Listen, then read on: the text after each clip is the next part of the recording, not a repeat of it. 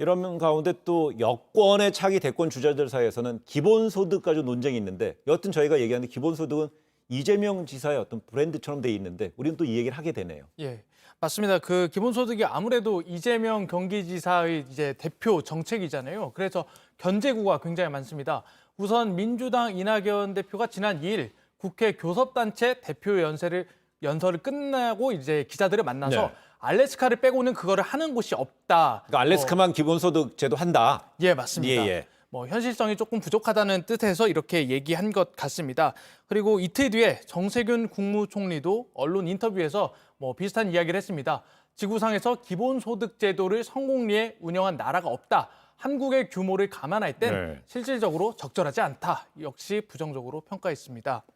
그랬더니 또 화면에 나온 이재명 지사는 또 저렇게 얘기했어요. 예, 맞습니다. 이재명 경기지사는 이제 소셜미디어를 통해서 다른 나라가 안 하는데 우리가 감히 할 수 있겠냐는 이런 시대적 열패의식을 버려야 한다면서 이제 앞선 발언을 좀 되받아쳤습니다. 어제도 정치적 억지나 폄훼가 아닌 상식과 합리성에 기초한 건설적 논쟁을 기대한다. 1인당 연간 100만 원씩 분기당 이제 한 25만 원씩 되는 것 같습니다. 예. 이 정도 결단은 수년 내에 얼마든지 가능하다 이렇게 말했습니다. 결국은 이 차기 대권 주자들 사이에 기본소득까지 논쟁이 벌어지고 있는데 우리가 주목했던 인물이 임종석 전 대통령 비서실장인데 이낙연 대표랑 이재명 지사는 이런 식으로 설전이 이루어지니까는 약간 이낙연 대표를 편드는 듯한 느낌이 나는 발언을 했어요. 두 가지인 것 같아요. 네. 편을 이낙연 국무총리 시절 때 같이 청와대 비서실장을 했기 때문에 네. 관계가 그렇게 멀 것 같아 보이진 않아요. 좀 가깝다고 하면은 이재명 지사보다는 이낙연 대표 쪽에 조금 더 가까운 입장을 취한 거 아니냐 이렇게 생각할 수 있고요.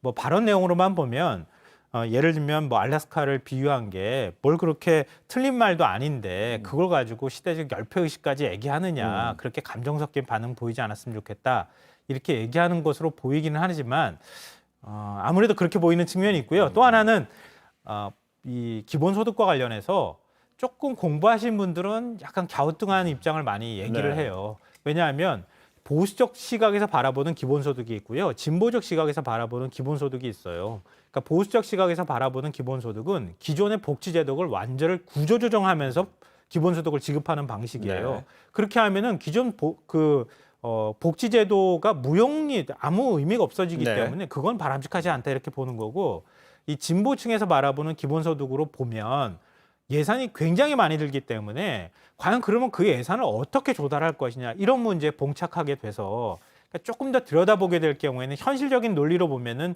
기본소득 논의가 쉽지는 않다 이런 이제 기저에 깔려 있는 사고가 좀 있다. 그걸 임종석 전 비서실장이 얘기한 것 아닐까 이렇게 생각이 됩니다. 그리고 임종석 전 실장에 대해서 보니까 친노 원로 인사로 분류되는 유인태 전 국회 사무총장이 이번에 이제 그 재보궐선거 지나고 나면 586이 이제 대선 레이스에 등장할 것이다 얘기했는데 그러면서 이제 특히 임 전 실장에 대해서 뭐 다른 인물들도 많지만은 특히 주목이 받는 것 같아요.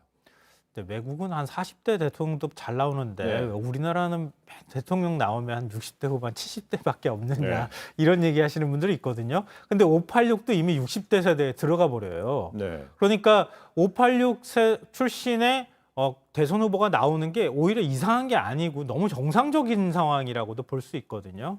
근데 과연 그러면 누구를 생각해가지고 그렇게 얘기를 했느냐? 네. 이 부분이 이제 자연스럽게 관심거리가 될 수밖에 없는데요.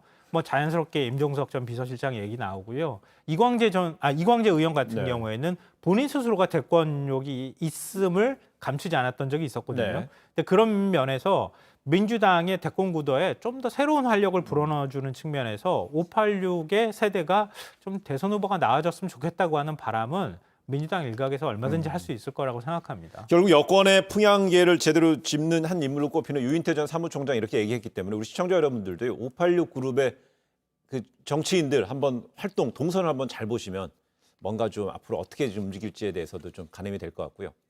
근데 여권 내 이 제3 후보론이 좀 나오고 있는 상황에 대해서 이재명 경기도지사가 섭섭할 사람은 2등 주자다. 자기 영향권에 벗어나 있다는 얘기네요. 맞습니다. 그 이재명 지사가 어제 유튜브로 생중계된 방송에서 굉장히 자신감을 내보였습니다. 제3 후보 이렇게 얘기가 나오는데 섭섭하지 않느냐는 질문에 섭섭할 사람은 자신이 아닌 2등이라고 네. 이렇게 이야기를 했습니다. 이 지사는 이낙연 대표와 정세균 총리 등 이름이 이렇게 나오니까 나는 누군가는 상대해야 한다. 그게 누군가는 중요하지 않다. 그러나 대체당할 분은 억울하겠다 이렇게 받아쳤습니다.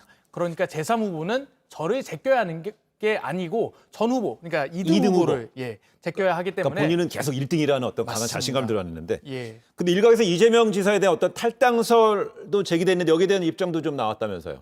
네. 그 일각에서 제기된 탈당설에 대해서도 내가 왜 탈당하느냐 2005년에 입당한 뒤부터 16년 동안 탈당한 적이 없다. 내가 탈당하면 좋겠다는 사람들은 있지만 그러나 그런 분들은 극히 소수라고 이렇게 말했습니다. 그러면서 민주당 지지자, 문재인 대통령의 지지자 모두 압도적으로 저를 응원하는데 내가 왜 나가냐 이렇게 반문했습니다. 결국 이런 게 보면은요. 좀 전에 이제 우리가 열패의식 얘기할 때 이제 앞에 사대적 열패의식에 대한 이야기도 있었는데 결국 이제 586이라는 것도 어떻게 보면 정치적에서 뭔가 이력이 되는 것이고 그동안 자기가 쌓아왔던 어떤 네. 과정에 대한 평가인데 네. 그러다 보니까 이제 뭐 일종의 그 정치권에서 출신이 어디야 이렇게 되는 얘기도 나올 수 있는데 이재명 지사가 자신의 출신에 대해서 뭐 옛날 시대에 얘기를 했습니다. 향소부곡 출신이라고 얘기를 했어요. 좀 비유로 보면 향소부곡은 행정단이고요. 예. 그리고 일반적으로 우리가 알고 있는 성골, 진골 뭐 이런 육도품의 경우에는 신분제를 얘기하는 거잖아요. 근데 비교하기에는 조금 좀 맞지 않은 얘기를 한 것 아닐까 이렇게 생각이 드는데 근데 그렇게 비유한 거는 제가 볼 때는 이 본인 스스로가 흑수저 출신이기 때문에 어떤 신분제에도 들어가지 못하는 정도 출신이다 이렇게 비유하기 위해서 사용한 표현 같아요. 네. 이 경북 봉화의 화전민 출신의 집안에서 태어났고 소년공이잖아요. 또 초등학교밖에 나오지 못했는데 변호사까지 돼서 지금 경기지사까지 하고 있으니까 흑수저 출신의 어떤 내가 그 사람이다. 네. 뭐 이런 부분들을 얘기하는 게 과히 뭐 틀린 것은 아닌 것 같고요. 좀 더 그 한 발 더 나아가자면 이낙연 대표 지난번에 금수저라고 얘기했나요? 한번 비교한 적이 있었잖아요. 앞으로도 아마 흑수저 출신이라는 걸 더 많이 강조하지 강조할 것이다. 않을까 그렇게 생각합니다. 그러면서 비유로 향소부곡이라